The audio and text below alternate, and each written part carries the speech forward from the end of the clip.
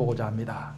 우리가 기도할 때 어떤 태도로 하는 것이 성경적이고 하나님께서 받으실 만한 기도의 태도인가라는 것을 함께 살펴보는 것입니다. 오늘 주제는 결론적으로 말해서 이런 답변이 되겠습니다. 기도라는 것은 앉아서 기도가 무엇일까? 또 책을 읽으면서 기도가 어떤 것일까? 자꾸 생각하고 읽고 말하기보다는 단 1분이라도 실제로 무릎을 꿇어서 기도할 때 기도를 알게 된다라는 것입니다. 오늘 그것만 이해하고 가시면은 사실 다 되겠습니다. 신앙은 영적 감각을 얻는 과정입니다. 제가 이전 교회에서 목회할 때 저희 목사관 옆에 아주 좋은 공원이 있었습니다. 그래서 제가 운동을 좀 하려고 그곳에 갔더니 좋은 농구 코트가 있어가지고 농구공 하나를 사가지고 매일 볼을 넣는 연습을 했습니다. 농구할 사람이 없으니까 혼자서 볼을 넣기 시작한 것입니다. 100번 넣다가 한 200번까지 이렇게 계속 넣는데 처음에는 한 10년도 넘게 농구를 안 하다가 처음 하니까 볼을 넣어도 이것이 골인이 될지 골인이 되지 않을지 아무런 감각이 없는 거예요. 그런데 농구를 자꾸 하다 보니까 20일 한 달 지나다 보니까 이제 볼이 내 손을 떠나는 순간 이 볼이 골인인지 아닌지 그냥 감각이 잡히더라 그런 말입니다. 이것처럼 영적인 감각을 얻는 것이 우리에게는 참 중요합니다. 기도도 나에게 맞는 감각을 찾아야 합니다. 어떤 사람은 앉아가지고 1시간, 2시간씩 기도할 수 있지만 어떤 사람은 단 5분도 한 자리에 앉아있을 수 없는 사람이 있습니다. 5분도 앉아있을 수 없는 사람에게 2시간 동안, 3시간 동안 기도하라고 하면은 그것처럼 큰 고역은 없을 것입니다. 내가 어떤 책을 한 번 읽은 적이 있는데, 풀러 신학교, 캘리포니아에 가면 풀러 신학교라는 곳이 있어요. 학생 수가 좀 많다고 그래요. 근데 그 신학교의 총장이 글을 썼는데, 기도에 관한 글을 썼는데, 이런 글을 쓴 적이 있어요. 뭐냐면은, 자신은 신학교 총장이고 그러니까 사람들이 생각할 때, 이 사람은 하루에 서너 시간씩 기도하겠구나. 기도의 사람이겠구나. 기도 많이 하겠구나. 라고 이제 사람들이 다 생각한다는 거예요. 근데 본인은 기도하려고 앉아있으면 기도가 안 된대요. 그리고 빨리 나가고 싶대요. 그래서 기도하다가 나가서 차를 딱 타면은 그때부터 기도가 된다는 거예요. 차를 움직이면 기도가 된다는 거예요. 마찬가지로 어떤 사람은 앉으면 기도가 안 되는데 움직이면서 네일 가게에서 일하면서 네일 살롱에서 일하면서 세탁소에서 일하면서 하다 보면은 그때 기도가 또 잘 되는 사람이 있다라는 것입니다. 그래서 나에게 맞는 타입의 기도는 무엇인가라는 것을 알아야 하는데 그렇게 알기 위해서는 자꾸 try and error 이것도 해보고 저것도 해보고 하면서 나에게 맞는 기도 감각을 찾는 것이 중요하다 하는 것입니다. 그래서 다른 사람의 글을 기도에 관한 글을 많이 읽는 것도 중요하고 밤새 앉아가지고 토론하는 것도 중요하지만 밤새 앉아서 토론하는 것보다도 단 5분이라도 실제로 무릎을 꿇고 기도할 때 과연 기도가 무엇인지 알 수 있다라는 것이 오늘 설교의 주제가 되겠습니다. 미국의 역사적인 인물 중에 제임스 마이트너라는 사람이 있습니다. 실존했던 인물인데 이 사람은 알래스카에 대한 연구를 가장 많이 했던 그런 사람입니다. 그는 일생 중에서 무려 40년 동안을 알래스카 연구에 몰두했던 사람입니다. 그런데 한 가지 놀라운 사실은 그의 나이 70이 될 때까지 알래스카를 한 번도 방문하지 않았다는 것입니다. 오늘날에야 지역 전문가 하면은 그 나라 언어는 물론이고 그 나라 문화 또 특별히 그 나라에 가서 몇 년이고 살면서 그 나라를 체험해야 하는데 그 당시에는 벌써 100년 전이기 때문에 이렇게 알래스카에 한 번도 가지 않고도 알래스카에 관한 전문가가 될 수 있었던 시대였던 것입니다. 그 사람은 알래스카에 가면은 알래스카가 무척 춥기 때문에 얼어 죽을 수 있다는 그런 강박관념 때문에 그곳을 가지 못한 것입니다. 그러다가 갑자기 나이 70이 되어서 심장병을 앓게 됩니다.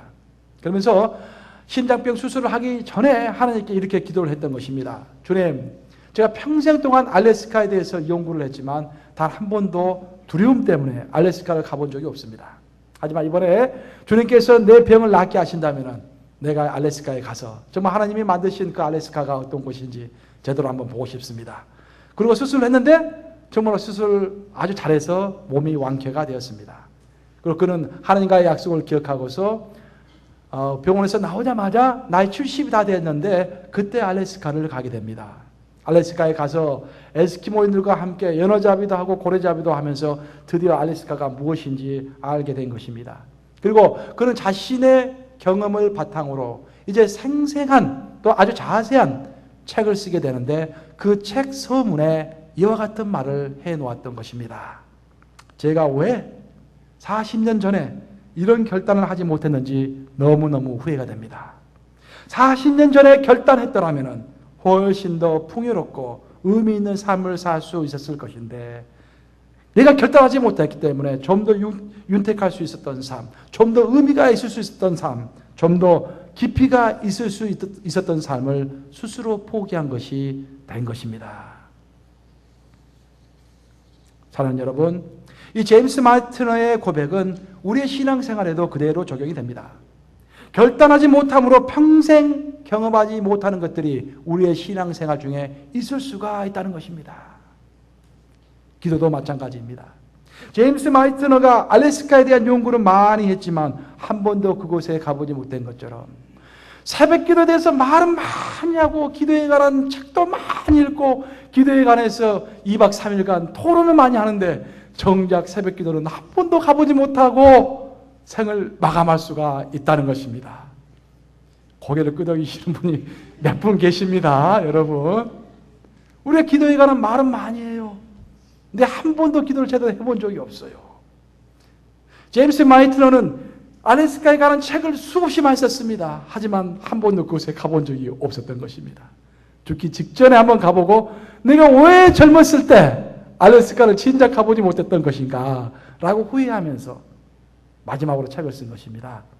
여러분들도 자꾸 기도에 관한 말만 하지 마시고 기도가 이것이다 저것이다 이렇게 기도해야 한다 저렇게 기도해야 한다 말만 하지 마시고 무릎을 꿇어서 기도하심으로 정말 기도가 이런 것이구나 라고 깨닫는 여러분이 되시기를 주님의 이름으로 축복합니다. 아멘. 기도는 결국 힘을 다하는 힘든 행동을 요구하는 것입니다. 기도는 이론이라기보다는 행동을 요구하는 것입니다. 그래서 베네딕트 수도원을 창시했던 누르시아의 그 유명한 베네딕트는 기도를 이렇게 설명했습니다. 노동하는 것이 기도요. 기도가 곧 뭐다? 노동이다. 따라서 해보시기 바랍니다. 기도가 곧 노동이다. 기도가 곧 노동이다. 야, 두 번째까지 따라서 하시는 분들은 역시 목사님을 잘 따르시는 좋은 양들인 것을 아시기 바랍니다. 다시 말해서 기도견이 노동을 할 때는 하나님을 섬기듯이 정말 기도하는 자세로 있는 힘을 다해서 정성껏 노동을 해야 하지만 또 우리는 기도할 때는 정반대로 우리가 땀을 뻘뻘 흘리면서 있는 힘을 다해서 노동하는 그런 자세를 가지고 뻘뻘 흘리면서 정말 열심히 기도해야 한다 그런 말인 것입니다. 우리가 교회에 와서 영감 있는 설교를 듣고 찬송을 부르고 우리가 함께 교제할 때는 우리의 마음이 한없이 넓어집니다. 무엇이든지 주 안에서 다 할 수 있을 것 같습니다. 우리가 주께 헌신할 수 있을 것 같습니다. 하지만 예배를 끝내고 이 세상으로 돌아가는 순간 그 순간부터 세상의 도전이 우리를 엄습하면서 우리는 한없이 좁디 좁은 인간이 되어서 정말 내가 이 정도밖에 되지 않는 인간인가라는 생각을 하게 되는 것입니다. 내가 배운 성경 지식과 내가 느꼈던 예배 감각이 너무나도 쉽게 사라져버리는 것입니다.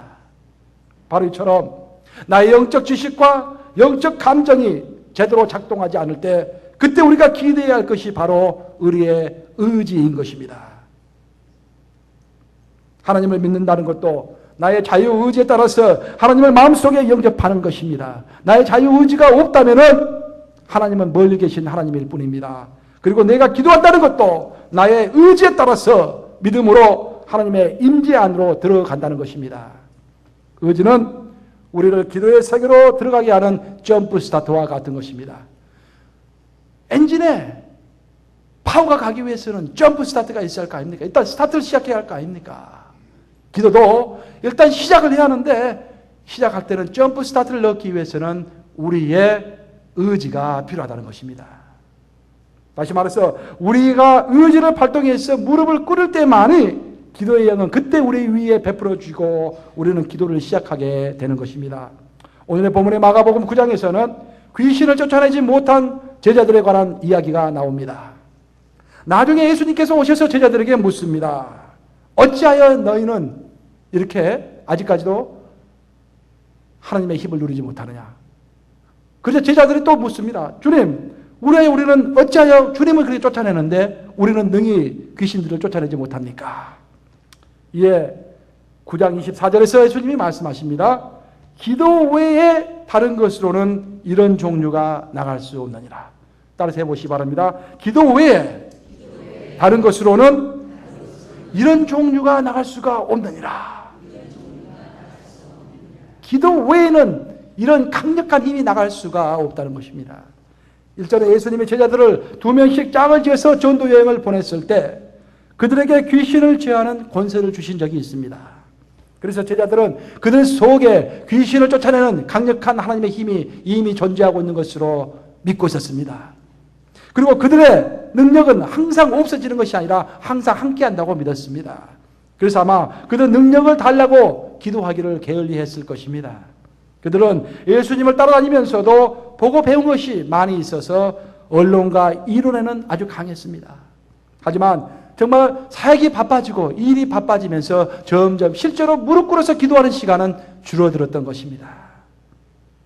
그리고 기도하는 시간이 줄어들면서 그들의 능력 또한 점점 쇠퇴해 갔던 것입니다. 여러분, 우리도 이와 같은 것입니다. 한때 여러분은 큰 은혜 받아가서 부흥에 가서 큰 은혜, 목사님의 설교 듣고 큰 은혜 받고 마음에 감동이 있어가지고 끓어오르는 열정이 있습니다. 야, 내가 이제 선교사가 돼서 아프리카로 가야겠다. 한때 열정이 있는 것입니다. 한때 가서 산에 가서 소나무 뿌리 한번 뽑아보지 않은 사람이 어디 있습니까? 다 한 번 정도로 기도원 가서 소나무 붙들고 소나무 뿌리 한 번 다 뽑지 않습니까, 우리? 그때는 다 할 수 있을 것 같아요, 뭐든지. 그런데 어느 날 자꾸 바쁜 일상생활 속에 매몰되다 보면은 우리가 기도하지 않게 되고 그러면서 우리의 능력이 점점 쇠퇴해 가는 것을 느끼게 되는 것입니다. 우리가 하나님 안에 있을지라도 우리의 의지를 발동해서 무릎을 꿇어서 기도할 때만이 능력을 얻을 수 있다는 것을 믿으시기 바랍니다. 사도 바울은 고린도전서 9장 27절에서 다음과 같이 고백했습니다. 내가 내 몸을 쳐서 복종하게 함은 내가 남에게 전파한 후에 자기가 도리어 버림이 될까 두려워함이라. 나의 생활이 형통할 때, 그래서 기도가 별 필요가 없게 되었을 때 그때 기도하지 않는 것이 아니라 오히려 내가 뭔가를 지킬 만한 것이 있을 때, 그래서 기도하고 싶지 않을 때, 기도하지 않아도 내 삶이 잘 굴러갈 수 있을 것처럼 그렇게 생각될 때 바로 그때가 내 몸을 쳐서 기도하게 할 때라는 것입니다. 우리는 꼭 위급할 때만 기도합니다. 사건이 터진 다음에만 기도합니다. 그래야 합니까, 여러분? No. 사건이 터지기 전에 예방 기도를 하는 것이 더 중요한 것입니다. 몸도 아프기 전에 예방 기도를 하는 것이 중요한 것입니다. 내가 자꾸 치유기도 하잖아요. 왜 치유기도 합니까? 예방하는 것입니다. 물론 이미 아프신 분도 낫겠지만 더 중요한 것은 예방하는 거예요. 조그만 병이 더 크게, 더 커지지 않게, 조그만 죄가 더 퍼지지 않게, 조그만 상처가 더 큰 상처로 번지기 전에 예방하는 것입니다. 기도도 그런 것입니다. 내 삶이 자꾸 형통하고 잘 되고 그러니까 야, 하나님은 항상 내 편이야. 기도하든 안 하든 항상 내 편이야. 할렐루야, 나는 특별히 선택받은 사람이야. 그런 사람이 있을까요, 여러분? 아마 있을지도 모르죠. 그렇죠? 성경은 그렇게 말하고 있지 않습니다. 내가 형통할 때 더 기억하면서 공고한 마음으로 기도하라고 우리에게 가르치는 것입니다. 둘째로 기도는 기도 응답에 대한 기대와 믿음을 필요로 합니다. 첫 번째로 기도는 오늘 내가 말한 것이 의지로서, 나의 의지로서 무조건 무릎을 꿇어야만이 기도가 시작된다라는 것을 이야기했습니다. 자, 우리의 의지로 무릎을 꿇어서 기도를 했습니다. 그럼 그 다음 단계 뭘 해야겠습니까? 무릎을 꿇어서 기도를 했으면 주님께서 내 기도를 들으시고 응답하실 것이라는 기대와 믿음을 가져야 하는 것입니다. 기도해도 될까? 이건 아닌 것 같은데 반신반의하면서 기도하는 것은 기뻐하시지 않는 기도입니다. 기도는 나의 의지로 시작을 하지만 그 다음 우리는 기도 응답에 대한 기대와 믿음을 가져야만이 기도의 열매를 맺을 수가 있는 것입니다. 그래서 의지는 기도의 점프 스타트이지만 믿음은 우리를 기도의 목적지까지 가게 하는 엔진인 것입니다. 점프 스타트는 점프 스타트로 그 역할이 끝나는 것입니다. 그 다음에는 엔진이 그 역할을 받아서 끝까지 우리를 가게 해야 하는 것입니다. 의지로 무릎을 꿇었다면 그것으로 끝나는 것이 아니라, 자동적으로 모든 것이 되는 것이 아니라, 의지로 무릎을 꿇었다면 그 다음부터는 기대해야 하는 것입니다. 그래서 기도는 의지로 시작하고 믿음으로 끝이 납니다. 열왕기하 6장을 보시면은 북왕국의 사마리아 성이 아람 군대에게 포위당했을 때 일어났던 그런 일들이 기록되어 있습니다. 성 안의 식량 사정은 극도로 악화가 되어서 어떤 두 여인은 그들의 자식을 삶아 먹기까지 했습니다. 그러니까 예루살렘 성이 아람 군대에게 포위를 당했는데 이제 식량이 떨어지니까 자기 아들까지 잡아먹는 그런 현상이 벌어진 것입니다. 우리가 한 가지 상식적으로 알아야 할 것은 구약 성경에서 나오는 전쟁은요, 실제로 칼 들고 싸우는 전쟁보다는 대부분의 80~90%가 포위하는 전쟁이었습니다.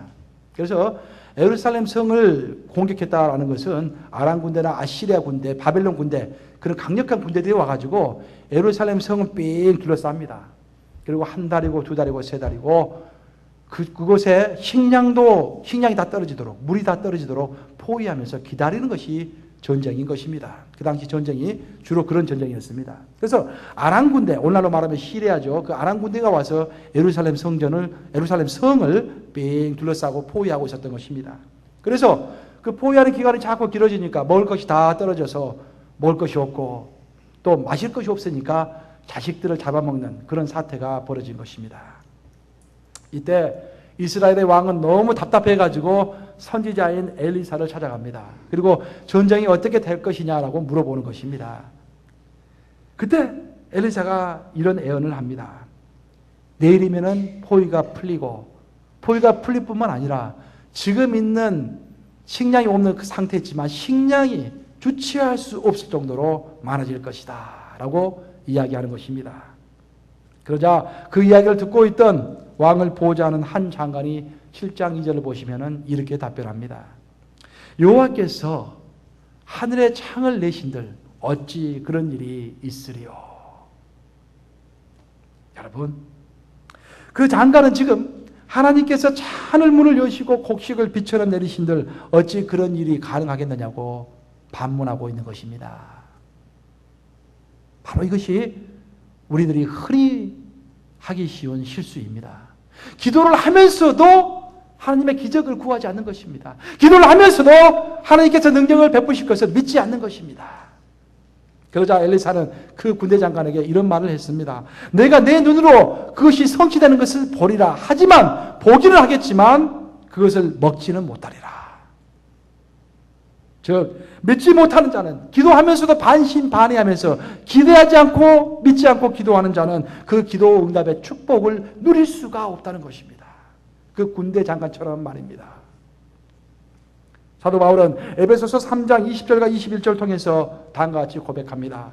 우리 가운데서 역사하시는 능력대로 우리의 온갖 구하는 것이나 우리의 온갖 생각하는 것에 더 넘치도록 능히 하실 이에게 영광이 되도록 영원무궁하기를 원하노라. 이 말씀 가운데서 우리가 기억해야 할 것은 하나님은 우리의 기도에 응답해 주실 뿐만 아니라 우리가 기도하는 것보다도, 우리가 생각하는 것보다도, 우리가 기대하는 것보다도 훨씬 더 넘치도록 응답하시기를 원하시는 하나님이시라는 것입니다. 아멘.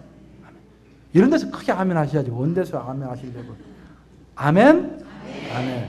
우리 하나님은 우리가 기대하는 것보다도 훨씬 더 큰 것을 주기를 원하시는 하나님이라, 그런 말입니다. 사도 바울이 한 말입니다.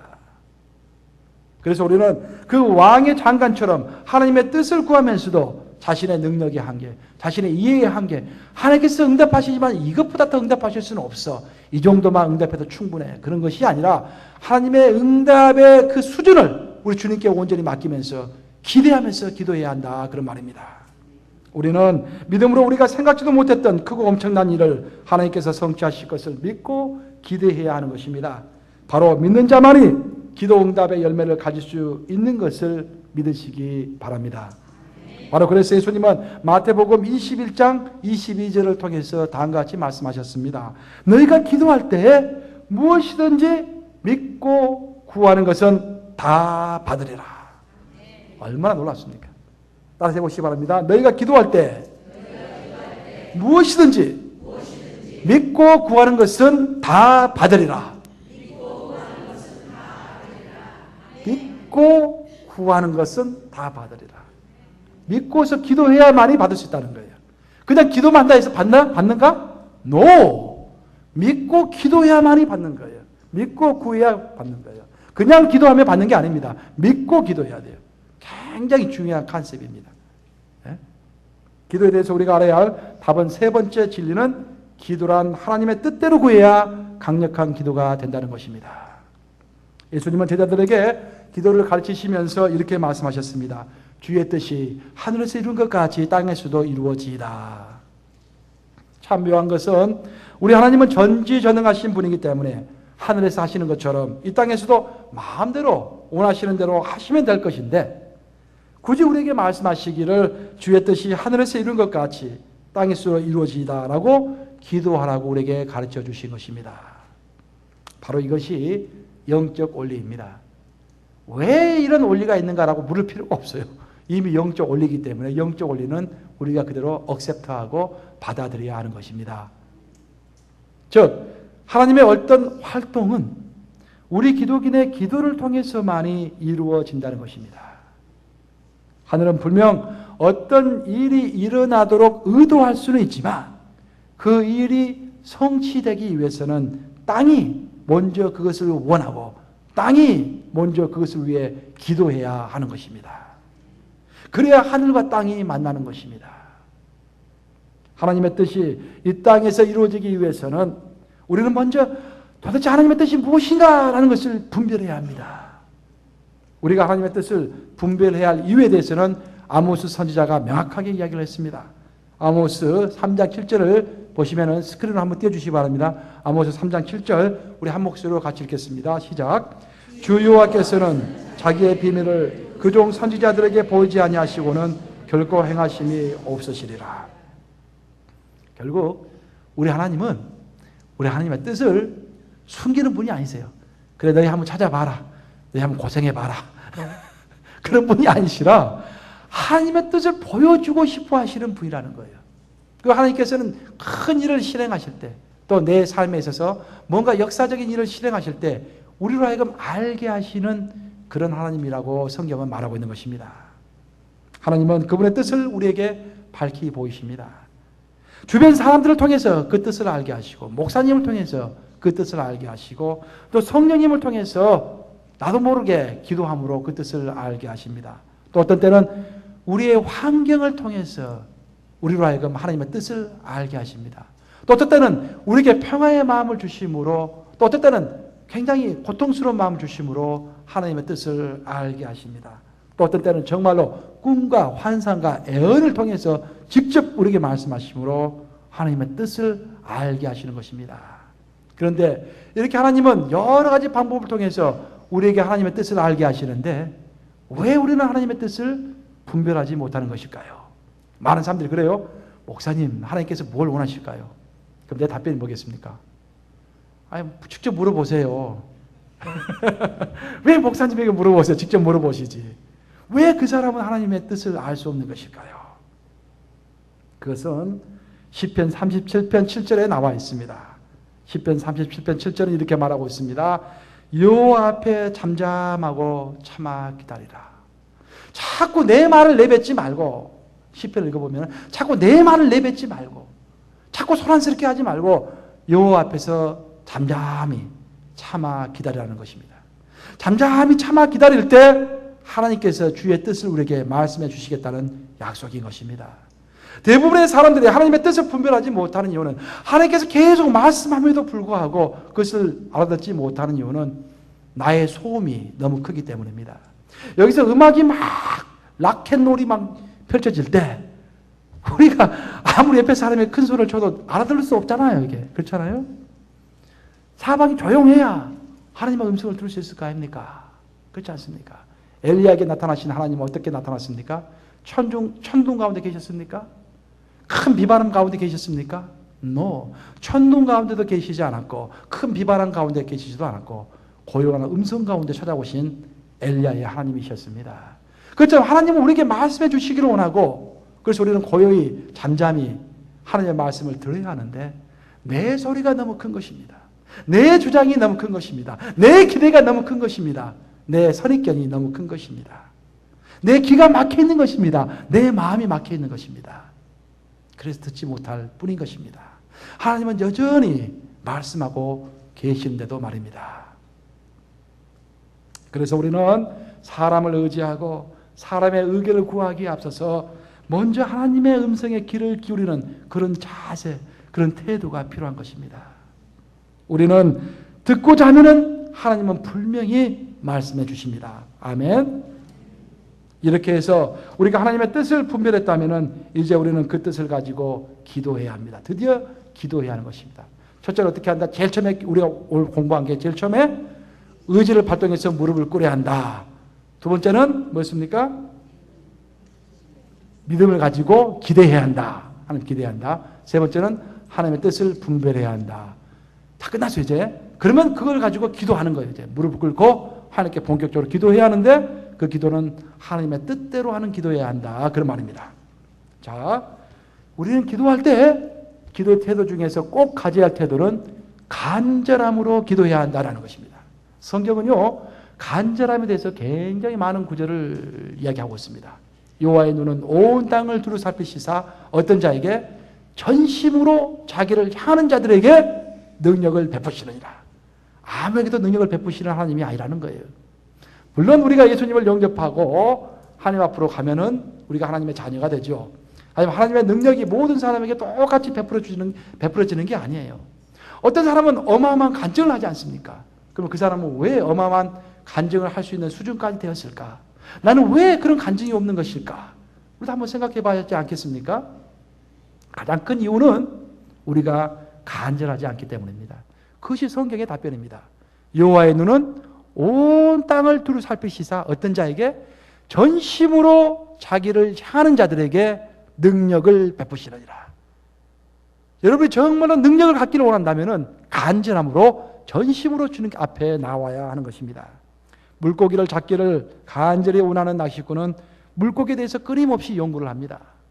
물고기가 어디에 있는지, 그 습성이 어떤지, 하루 중 언제 입질을 잘하는지, 미끼는 어떤 종류가 좋은지 거기에 미쳐가지고 낚시 연구를 하는 것입니다.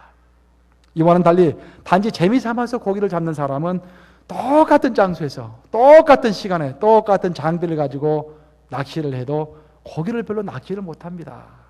왜냐하면 이 사람은 고기를 잡아도 그만, 고기를 안 잡아도 그만, 뭐 낚시를 성공해도 그만, 성공하지 않아도 그만, 뭐 별로 간절함이 없기 때문인 것입니다. 사업도 마찬가지 아닙니까? 간절함을 가지고 사업하면은 잘 되잖아요.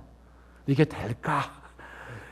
이래도 그만 저래도 그만 하면 안 되는 거예요. 이게 우리의 기도 생활도 이와 마찬가지입니다. 반신반의하면서 해도 그만 하지 않아도 그만이라고 생각하면서 미지근하게 하는 기도는 응답을 받을 수가 없는 것입니다. 하나님은 항상 간절히 찾는 자에게 응답하시는 하나님이십니다. 잠언 8장 17절 아주 중요한 구절입니다. 이렇게 말씀하셨습니다.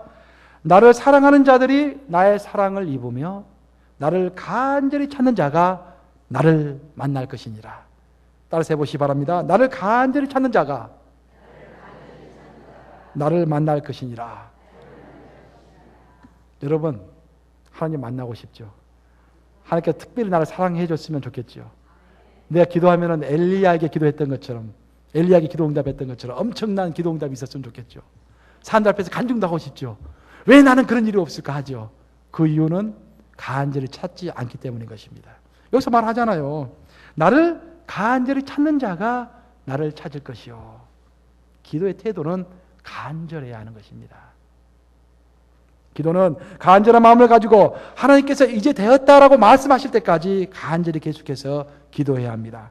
이제 되었다라는 메시지는 우리의 마음속에 자연스럽게 찾아오는 것입니다.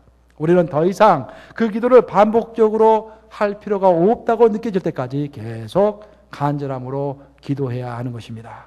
여러분, 이처럼 기도란 하나님의 뜻이 이 땅에서 이루어지도록 하는 원동력입니다. 자동차는 몇백 마력의 힘을 갖고 있습니다. 하지만 엔진에 담겨있는 힘을 바퀴로 연결해주는 클러치를 풀기까지는 자동차는 아무데도 갈 수가 없습니다. 이처럼 바로 기도만이 그 클러치를 풀어서 하늘의 힘을 땅에 전달하게 하는 것입니다. 여러분은 오늘도 기도라는 노동을 통해서 하늘의 뜻이 땅에서도 이루어지도록 길을 열고 계십니까? 기도 외에 다른 곳으로는 이런 종류가 나갈 수가 없느니라고 말씀하신 주님을 기억하면서 오늘도 여러분은 나를 쳐서 무릎을 꿇고 있습니까? 의지로 무릎을 꿇고 기도 응답에 대한 기대와 믿음을 가지고 주님의 뜻대로 간절히 기도하심으로 풍성한 기도 열매를 맺는 여러분들 되시기를 우리 주님의 이름으로 축복합니다. 기도하시겠습니다. 살아계신 주님, 기도에 대해서 살펴볼 수 있도록 인도해 주신 주님을 찬양합니다. 아버지, 우리가 기도할 때, 특히 우리 뉴욕 감리교회 성도들 기도할 때 정말 힘들지라도 의지를 발동해서 무릎 꿇는 성도들 다 될 수 있도록 도와주시옵소서. 항상 기도 응답에 대한 기대와 믿음을 갖게 하여 주시옵소서. 기도할 때 주의 뜻대로 기도하게 하여 주시고 무엇보다도 간절함으로 기도할 수 있도록 붙들어 주시옵소서. 그래서 하늘의 뜻이 이 땅에서 이루어지도록 기도하는 우리 뉴욕 감리교회 성도들 다 되게 하시고 특별히 간절히 기도함으로 하나님의 마음에 합한 자들이 다 되게 하여 주시옵소서. 예수 그리스도 이름 받들어 기도합니다. 아멘. 우리 시간에는 들으신 말씀 묵상하심으로 손들어서 찬양하는 시간을 갖도록 하겠습니다.